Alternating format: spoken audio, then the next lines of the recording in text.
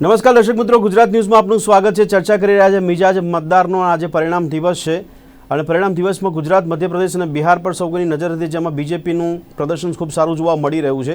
ચર્ચા આપણે આગળ વધારીએ છીએ, પરંતુ એક નજર કરીએ આજની મુખ્ય હેડલાઇન્સ પર.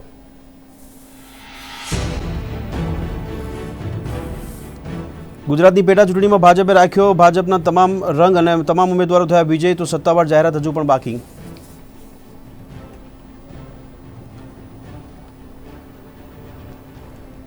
બિહારમાં સ્પષ્ટ પરિણામ આવતા લાગી શકે છે વિલંબ. એનડીએ અને મહાગઠબંધન વચ્ચે કાંટે કી ટક્કર.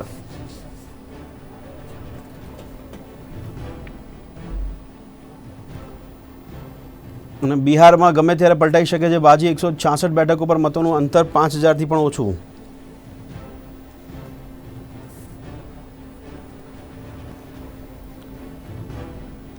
સીએમ રૂપાણીએ કહ્યું પેટા ચૂંટણીના પરિણામો ગુજરાત વિધાનસભા ચૂંટણી 2022નું ટ્રેલર.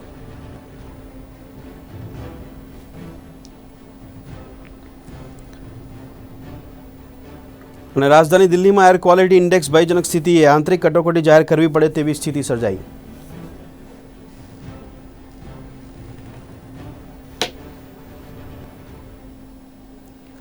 તો પરિણામને લઈને ચર્ચા કરી રહ્યા છે. મારી સાથે ચર્ચામાં જોડાયા છે રાજકીય વિશ્લેષક તરીકે રાજેશ ઠાકર અને જીટીપીએલના પત્રકાર એવા નકુલ ગોહિલ અને ચૈતન્ય જૈન. આપ ત્રણેયનું સ્વાગત છે ચર્ચામાં. નકુલજી, સૌથી પહેલા તો આપનું આંકલન શું કહી રહ્યું છે? જે બીજેપી માટે રાજ્યની અંદર ઘણા બધા મુદ્દાઓ પર નારાજગી હોવા છતાં પણ મતદારોનો મિજાજ બીજેપી તરફી કેમ જોવા મળ્યો? શું આંકલન કહી રહ્યું છે આપનું? અને કોંગ્રેસને જાકારો કેમ 8 બેઠકો પર? જી, આજે આપણે જોઈએ તો ગુજરાતમાં લોકસભા ચૂંટણીના પરિણામ જેવો માહોલ અત્યારે લાગી રહ્યો છે. જેવી રીતે લોકસભામાં તમામ બેઠકો પર ભાજપે જીત મેળવી હતી, એવી રીતે આ પેટા ચૂંટણીમાં 8 બેઠક પર ભાજપે જીત મેળવી છે.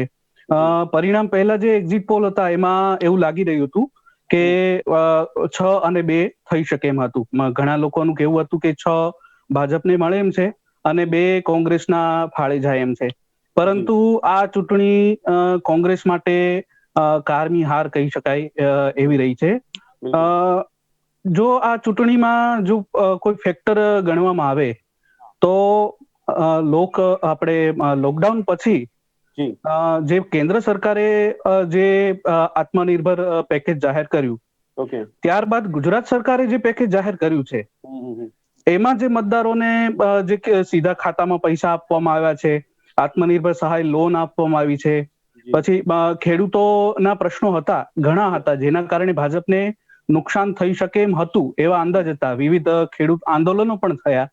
એમાં પણ એ ભાજપને પૂરો ભય હતો કે આ 8માંથી 2 કે 3 બેઠક તો અમે ખોઈશું, એવું ભાજપને અંદરખાને ડર હતો ક્યાંક ને ક્યાંક. પરંતુ આ ચૂંટણી છે એ ભાજપ માટે સારી રહી છે. જેવી રીતે સીએમ વિજય રૂપાણી નું નિવેદન છે કે આ ચૂંટણી આવનારી વિધાનસભા ચૂંટણીનું ટ્રેલર છે, તો આવનારી વિધાનસભા ચૂંટણી પણ જો CR પાટીલના નેતૃત્વમાં લડાય તો આવા પરિણામો આવવાની પૂરી શક્યતા રહેલી છે. જી. અચ્છા નકુલજી, કોંગ્રેસ માટે શું કહેશો? કોંગ્રેસ માટે આટલા બધા મુદ્દા હોવા છતાં પણ એ એટલું સારું પરફોર્મ કેમ ના કરી શકી? કોંગ્રેસ માટે આ જે ચૂંટણી છે એ લોકસભા ચૂંટણી પછી જે મનોમંથન કોંગ્રેસે કરવું જોઈતું હતું, એ મનોમંથન છે એ ક્યાંક ને ક્યાંક કોંગ્રેસમાં થઈ શક્યું નથી. અને જે આંતરિક જૂથવાદ કહેવાય છે કોંગ્રેસનો, એ આ પરિણામોએ સાબિત કરી દીધું છે કે કોંગ્રેસમાં આંતરિક જૂથવાદ છે એ ખૂબ ચરમસીમાએ રહેલો છે. ભલે આપણે સમાચારોમાં કે કોઈ જગ્યાએ એ બહાર નથી આવતું, પણ આ પરિણામો છે સ્પષ્ટ કરે છે કે કોંગ્રેસમાં આંતરિક જૂથવાદ છે એ ચરમસીમા પર છે અને એને પ્રદેશમાં પણ નુકસાન થાય છે અને સાથે સાથે કેન્દ્રમાં પણ. ओके चैतन्य जी, आपकी क्या राय है यहाँ पे गुजरात के जो परिणाम आए उसके ऊपर? पहले तो क्योंकि बाद में बिहार की बात करते हैं, लेकिन गुजरात में आपको क्या लग रहा है? 8 बैठक पर यहाँ पे भी एंटी इनकम्बेंसी 8 बैठकों पर देखने को मिली थी, और जैसे नकुल सिंह बता रहे हैं कि आत्मनिर्भर पैकेज की बात करी, लेकिन उसमें भी बहुत लोगों ने नाराजगी दर्शाई थी ना यहाँ पे कि भाई हमें लाइन में खड़ा रहना पड़ता है, हमारे पास गारंटर नहीं है, हमें पैसे नहीं मिल सकते। ये सिचुएशन देखने को मिली, फिर भी क्या वजह लग रही है कि लोगों का मिजाज जो है वो बीजेपी की ओर? भद्रेश भाई, बहुत अच्छा सवाल आपने किया है गुजरात के संदर्भ में। जैसे हमारे साथी नकुल सिंह ने बहुत सारे कारण गुजरात में भाजपा की 8 सीटों पर जीतने के बताए हैं। उनमें से कुछ कारण सही भी हो सकते हैं, कुछ हमारा मंथन गलत भी हो सकता है। कोरोना या आत्मनिर्भर पैकेज वाला या खेडूत आंदोलन वाला या खेडूतों को सहाय वाला, अगर हम इस चीज को थोड़ा सा आगे बढ़ाएं तो हम ये कह सकते हैं कि जो 8 बैठक थी वो पहले कांग्रेस की थी, और कांग्रेस के जो उम्मीदवार थे वो पार्टी छोड़कर बीजेपी में गए। उनमें से कुछ को टिकट मिला और वापस उस पर पेटा चुटनी हुई, बाई इलेक्शन हुए और खड़े हुए। तो कांग्रेस का जो वोट बैंक था, लग ये रहा था कि यहाँ पर नाराजगी के कारण लोग जो कांग्रेस छोड़कर पक्ष पलटो कर गए हैं उनको वोट नहीं मिलेगा, लेकिन ऐसा नहीं हुआ।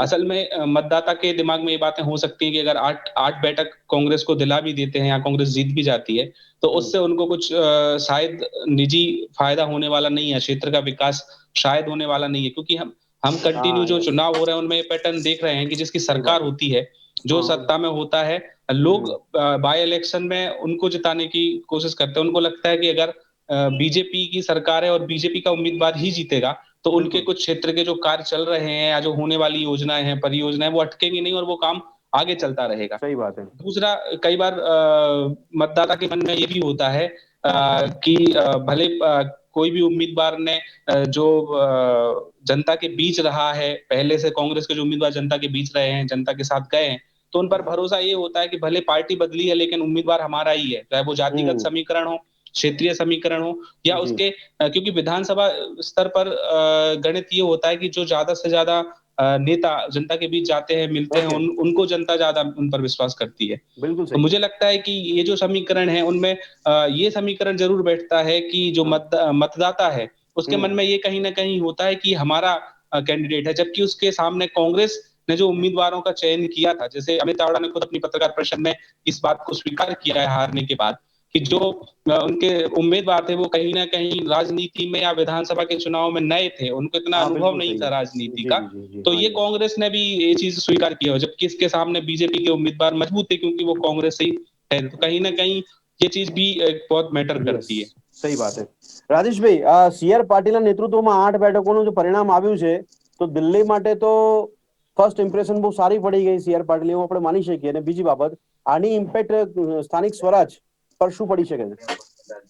એટલે આપણે વિધાનસભાની વાત કરતા હતા પણ મિની વિધાનસભા જેને કહીએ આપણે, સ્થાનિક સ્વરાજ્યની ચૂંટણી, બિલકુલ એ હવે ટૂંક સમયમાં છે, ઘર આંગણે છે, એટલે એના ઉપર 100% એક તો મોરલ ઇફેક્ટ પડે કોંગ્રેસના સંગઠન ઉપર, એમના કાર્યકર્તાઓ ઉપર। આ જે હાર થઈ છે આમાં 2 સીટ પણ જીત્યા હોત તો કાર્યકર્તાઓમાં થોડુંક મોરલ રહે। હા બિલકુલ। જે નિકુલજીએ વાત કરી કે જૂથવાદમાં વહેંચાયેલી કોંગ્રેસ, તો 25 વર્ષથી સત્તાની બહાર હોવા છતાં પણ જો આ જૂથવાદને પાર્ટી પોતાની રીતે ખતમ ના કરતી હોય, મેં જે પહેલા મેં મારા વિશ્લેષણમાં કીધું એમ આ પદ્ધતિથી આ નેતાની 12 સીટ, આ નેતાની 15 સીટ, એવી રીતે જો ટિકિટો વહેંચાઈ જતી હોય અને સક્ષમ અને સંનિષ્ઠ લોકો એ જો આ જૂથવાદમાં ન હોય એવા લોકો જે માત્ર પાર્ટીને પ્રેમ કરે છે, કોંગ્રેસને પ્રેમ કરે છે, કાં તો કોંગ્રેસની આઈડિયોલોજીની સાથે છે, એવા લોકો કે એમને નિસ્વાર્થ છે કે ભાઈ અમારે તો કામ કરવું છે પાર્ટી માટે, એવા લોકો માટે આ પરિણામ જ્યારે આવે ત્યારે હતાશાનો ભાવ પેદા કરે। એટલે એક હતાશા તો જે પસંદ કરેલા પાર્ટીએ લોકો હતા એ જતા રહ્યા, એ અને એ ગયા પછી પ્રજાની પાસે એમને ગદ્દારો તરીકે કે એ રીતે આપણે લઈ ગયા પછી પ્રજાને પણ એ સમજાવી શક્યા નથી। ત્યારે સ્થાનિક સ્વરાજની જે ચૂંટણી આવી રહી છે એના ઉપર ભારતીય જનતા પાર્ટીનો ઉત્સાહ અને કોંગ્રેસની હતાશા એ ઇફેક્ટ કરશે। એક વાત એ। બીજી વસ્તુ એ છે કે જે ચૈતન્યજીએ વાત કરી આ પરિણામોના વિશ્લેષણ કરતી વખત કે બાયપોલની અંદર સત્તા પક્ષે જવાનું વલણ પાર્ટીઓનું હોય છે, પણ ગુજરાતની અંદર આપણે જોઈએ તો વિપક્ષમાં છે એટલે સત્તા પક્ષે કશુંક લેવા માટે કે કોઈ લોભ કે લાલચની અંદર માણસ ગયો, પણ મધ્યપ્રદેશનું તમે ઉદાહરણ જુઓ તો પાર્ટી સત્તામાં હતી અને સત્તામાં હોવા છતાં પણ એમાંથી લોકો ભારતીય જનતા પાર્ટીની સાથે ગયા। એટલું જ નહીં, એમના દિગ્ગજ નેતા કે જેમના નેતૃત્વમાં ચૂંટણી લડાઈ હતી એ નેતાની સાથે સાથે લોકો જતા રહ્યા। એટલે ક્યાંક ને ક્યાંક મેં જે કીધું એ આત્મવંચના, આપણે તો આંગળી બતાવી શકીએ કે અહીંયા ખામી છે, કે અહીંયા નબળી છે, અહીંયા સુધરો, અને આપણી ચિંતા વિપક્ષ માટે વધારે. રાજેશભાઈ, બીજેપી માટે મારો એક સવાલ છે કે અહીંયા જેમ કોંગ્રેસે આક્ષેપ કર્યા હતા, હમણાં એવું ચર્ચામાં જોવા મળ્યું ચૂંટણી પ્રચારમાં કે ભાઈ અને ભાવ વચ્ચે મતભેદો અથવા સરકાર અને સંગઠન વચ્ચેના મતભેદો, પણ આ રિઝલ્ટ થી હવે શું સંકેત મળી રહ્યા છે? એટલે પોતાની બાજુ આંગળી સામે કરવા જાય ત્યારે ચાર આંગળી પોતાની તરફ છે. પોતાની નબળાઈઓને જ્યાં સુધી તમે દુરસ્ત ના કરો અને સામેની, અને સાબિત થયું છે કે સંગઠન અને સરકાર આ બંને લેવલે સામંજસ્ય સાધી અને પ્રચાર થયો છે. સંગઠનમાં નારાજગી નહોતી એવું નહોતું. આજે 5 પક્ષ પલટું અને ભારતીય જનતા પાર્ટી તરફથી ટિકિટ આપવામાં આવી, એ વિસ્તારના સંગઠનના લોકોમાં નારાજગી હતી. પણ મેં જે કીધું ને, સબળ નેતૃત્વ જ્યારે હોય, સંપર્ક ધરાવતું નેતૃત્વ જ્યારે હોય, કે સંગઠનની સાથે એનું તાલમેલ હોય, ત્યારે એને મેનેજ કરી શકાય. એટલે ભારતીય જનતા પાર્ટીની અંદર ઉકળતો ચરુ હોય છે, પણ એમાં ઠંડુ પાણી રેડનારા લોકો છે. અને કોંગ્રેસની અંદર તકલીફ એ છે કે આગની અંદર ઘી નાખનારા લોકો છે. એટલે કોંગ્રેસમાં પ્રશ્ન નાનો હોય મોટો થઈને આપણી સામે આવે, અને ભારતીય જનતા પાર્ટીનો મોટો પ્રશ્ન હોય એને એ લોકો એમના ઘર આગળ કમલમમાં સુધારી લે. એટલે આ સૌથી મોટો ડિફરન્સ છે. અને મેં પહેલા કહેતો હતો, એક વાર થાય ને એને ભૂલ કહેવાય, વારંવાર થાય ને મૂર્ખામી કહેવાય. આપણા ઘરે એક વખત ચોરી થાય પછી તો ખબર પડે કે આપણી શું ભૂલ રહી ગઈ હતી, બારી ખુલ્લી રહી ગઈ, દરવાજામાં આપણે નતું મારી, શું કર્યું. એટલે એમાંથી શીખવું પડે. પણ સમયાંતરે જે આ પરિસ્થિતિ થતી હોય ત્યારે ખાલી ભારતીય જનતા પાર્ટી ઉપર આરોપ મૂકો, સામ દામ દંડ ભેદની નીતિ, તો તમને ખબર જ છે કે તમારો દુશ્મન કેવો છે. તો એના હથિયારની સામે તમારે ઢાલ એવી રાખવી પડે કે જે તમારા શરીરને ના અડે, એ તમારી ઢાલ ઉપરથી તમે એને અવરોધી શકો. તમને ખબર છે તમારા દુશ્મન કઈ પ્રકારની પોલિટિક્સ કરે છે, ત્યારે તમારે પોલિટિક્સ માટે તૈયાર રહેવું પડે. એટલે ચક્રવ્યૂહ છે એને તોડો નહીં તમે, અને માત્ર બહાના બતાવો. જે વાત છે કે અમિત ચાવડાએ કીધું કે નવા માણસ હોય, તો નવા માણસ હોય ત્યારે સંગઠનની જવાબદારી સૌથી વધી જાય. હા, બિલકુલ. પાટીલ પણ નવા હતા, પાટીલના સંગઠનનો કોઈ અનુભવ નતો. આજ પહેલા સંગઠનમાં કોઈ જગ્યાએ પાટીલે કામ કરેલું નથી. એ સંસદ સભ્ય તરીકે સફળ હશે, પણ સંગઠન લેવલ ઉપર એમને કોઈ એમની ભૂમિકા નહોતી. આ વારાણસીની અંદર પ્રધાનમંત્રીનો વિસ્તાર છે, એનું મેનેજમેન્ટ એ કરતા હતા. પણ એમાંથી નરેન્દ્રભાઈએ કંઈક જોયું હશે ને કે આ માણસ ગુજરાતનું સંગઠન પણ સંભાળી શકે. આપે બહુ સારી વાત કરી. કોંગ્રેસ ટિકિટ માટે પણ પારખી શકતી નથી. ઝવેરીએ તો હાઈકમાન્ડમાં બેઠા હોય. સાચી વાત છે. એટલે પારખી શકતી નથી કોંગ્રેસ. હીરાના બદલે ઠીકરા જ વીણવાના હોય અને સમાધાન કરી લેવાનું હોય કે ભાઈ તને 4 આપ્યા તો મારા 5 જણા સચવાઈ જવા જોઈએ. એટલે મારાને તારામાં સારા લોકો નથી આવતા. ઓકે, ઠીક છે. સારા નથી આવતા એટલે પરિણામ સારા નથી મળતા, ખોટા મળે છે.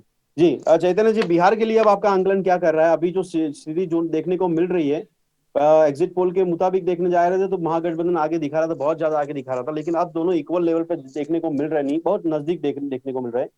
तो बिहार के इक्वेशन क्या बैठ सकते हैं आपके मुताबिक सरकार बनाने के लिए?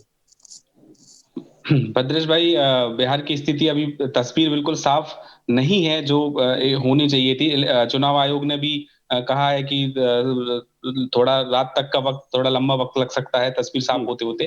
बिहार में सुबह से ही एक ट्रेड देखने को मिला है, आगे पीछे का खेल चल रहा है बिहार में. कभी एनडीए आगे होता है, कभी महागठबंधन आगे होता है. इस आगे पीछे के खेल में बीजेपी जरूर आगे निकल गई है और जेडीयू पीछे रह गई है. मैं अभी इसकी बात हम अभी बाद में करेंगे कि किसकी सरकार बन सकती है, क्या संभावना है. लेकिन ये जो पूरा चुनाव हुआ है, इसमें सबसे ज्यादा अगर किसी पार्टी का जनाधार बढ़ा है या प्लस में गई है या जिसकी लोगों में लोकप्रियता बढ़ी है, तो भारतीय जनता पार्टी है. वो जो जिस उद्देश्य के साथ बिहार चुनाव में उतरी थी, एलजेपी को अलग करके अलग चुनाव लड़ा के जो उनका प्लानिंग था, भले एलजेपी कोई सीटें जीत नहीं पाई है, जेडीयू को नुकसान जरूर हुआ है. अभी जितनी सीटें जेडीयू को मिल रही हैं उससे ज्यादा सीटें पिछले बार थी, तो कुछ सीटों पे जेडीयू को नुकसान हुआ है और बीजेपी लगभग डबल सीटों पर पहुंची है. जी, लेकिन आपने जिस तरह से बोला उस हिसाब से एक सवाल ये खड़ा हो रहा है कि बीजेपी ने क्या गलती करी वहां पे कि खुद अपने बलबूते पे सारी सीटों पे चुनाव लड़ने की बात नहीं करी उन्होंने. आधी सीट यानी 50% जेडीयू 50% बीजेपी, इस हिसाब से हुआ था. लेकिन लगता है आपको कि इस रिजल्ट के हिसाब से अगर ये इक्वेशन बैठता है तो बीजेपी ने ये गलती कर दी कि अपने बलबूते पे ही पूरा सभी सीटों पर चुनाव लड़ना चाहिए था? देखिए, बिहार में बीजेपी अगर कोई पार्टी 35 सीटों पर जीती हो पिछले चुनाव में, तो वो पूरी 243 सीटों पर एक साथ चुनाव लड़ने का शायद ना सोचे.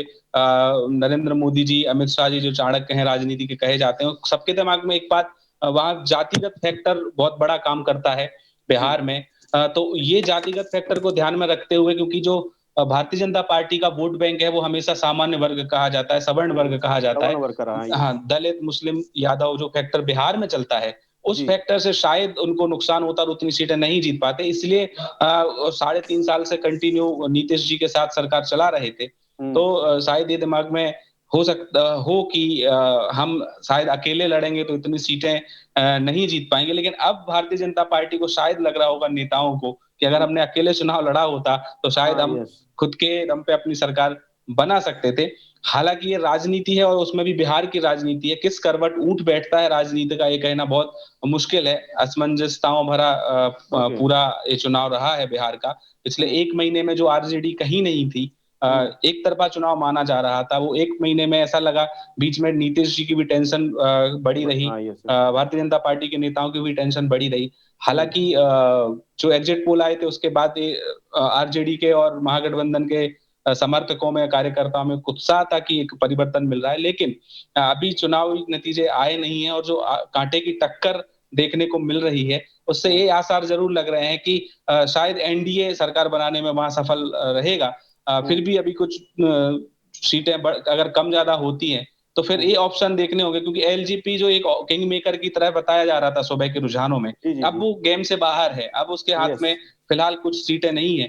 तो देखना होगा कि किस तरफ अभी पूरा ये जो रिजल्ट है वो जाते हैं। નકુલસિંહ जी, आपने सवाल मारो ये है कि गुजरात में 8 બેઠકોમાં 8 બેઠકો ભાજપે જીતી, પણ ઘણી બેઠકો પર મોટા પ્રમાણનું આંકલન હતું કે આ બેઠકમાં કોંગ્રેસનો ગઢ હોય એવી બેઠક પણ છે, આમાં ત્યાં પણ કોંગ્રેસ હારી ગઈ છે। તો મારો સવાલ એ થાય છે કે જે બેઠકો પર કોંગ્રેસનું વધારે પકડ હતી છતાં ત્યાં પણ કોંગ્રેસને પછાડ મળી છે, શું લાગે છે આપને? હા, આપણે જોઈએ તો 8 બેઠકોમાં એક બેઠક હતી અબડાસા। એ અબડાસા બેઠકમાં જે અપક્ષ ઉમેદવાર છે એણે ભાજપ અને કોંગ્રેસ એ બંને પક્ષને એણે ચિંતામાં મૂકી દીધા હતા, કારણ કે અબડાસામાં લઘુમતી સંપ્રદાયના મતો છે એ થોડા વધારે છે। એટલે આનું નુકસાન છે એ એક રીતે જોઈએ તો કોંગ્રેસને થયું છે। બિલકુલ, કારણ કે લઘુમતી વોટ બેંક છે એ હંમેશા આપણે જોઈએ ચૂંટણીના વિવિધ પાસાઓ તો એ કોંગ્રેસ તરફી રહ્યું છે, પરંતુ આમાં કેવું થયું છે કે કોંગ્રેસને મળવા જોઈતા હતા એ વોટ લગભગ છે એ અપક્ષ ઉમેદવારને મળ્યા છે, એટલે સીધી રીતે કોંગ્રેસના વોટ છે અબડાસા બેઠક પર એ તૂટ્યા છે અને એનો ફાયદો છે એ ભાજપને થયો છે। જી બરાબર છે।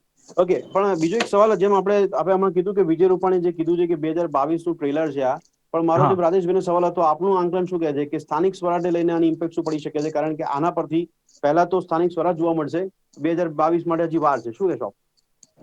હા, સ્થાનિક સ્વરાજમાં આપણે જોઈએ તો જે મહાનગરપાલિકાઓની ચૂંટણી છે એ અત્યારે ભાજપની સત્તા છે એમાં, તો એમાં કઈ કોંગ્રેસની સ્થિતિ જોતા અત્યારે કોઈ એટલું બધું મોટું પરિવર્તન નથી લાગતું કે કોંગ્રેસ આમાં કોઈ મેદાનમાં આવી શકે, કોઈ સારું ચિત્ર બતાવી શકે, એટલે આ વાત નક્કી છે। અને જો સીએમ રૂપાણી જો આવી રીતે બોલતા હોય તો એનું કંઈક ને કંઈક એ ચોક્કસ નિર્દેશ છે કે ભાજપે આવનારી સ્થાનિક સ્વરાજની ચૂંટણી માટે બધી તૈયારીઓ કરી લીધી છે, જ્યારે કોંગ્રેસ છે એ હજી પણ એ આનું મનોમંથન એને કરવું પડશે અને આખી યોજના એને બનાવવી પડશે કે કેવી રીતે ભાજપ સામે લડી શકશે। જી, પણ સીઆર પાટીલ વિશે શું કહેશું નકુલભાઈ, જેમનું નેતૃત્વમાં 8 બેઠકોમાં વિજય થયો છે, બહુ સારો મેસેજ જઈ રહ્યો છે બીજેપી પક્ષ માટે પણ અને કાર્યકર્તાઓ અને સંગઠન માટે પણ। જે મતભેદની વાત કહેવામાં આવતી હતી કે સરકાર અને સંગઠન વચ્ચે એક વિરોધાભાસ છે અથવા એક મતભેદ છે, એ હવે આપણે લાગે છે કે ઉજાગર થતું જ નથી આમાં, તો જે પરિણામ આવ્યું એના પરથી।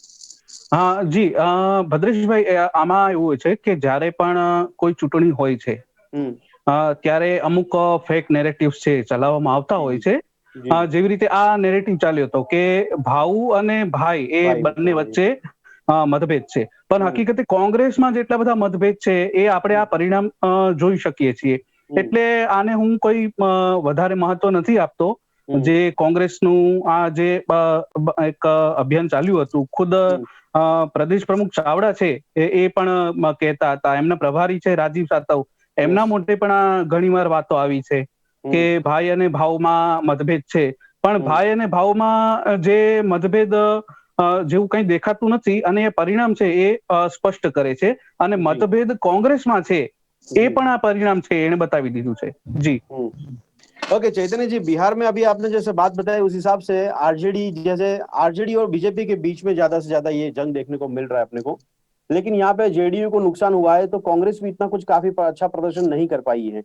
तो आपको क्या लग रहा है कि कांग्रेस में अभी कल से ये जो सुरजेवाला है उनको हाईकमांड ने भेज दिया था, बोले आप चुनाव के रिजल्ट आए उससे पहले अपने नेताओं पे ध्यान रखो क्योंकि जो जीता है तो वो उनको राजस्थान या पंजाब ले जाओ, ये सिचुएशन देखने को मिली।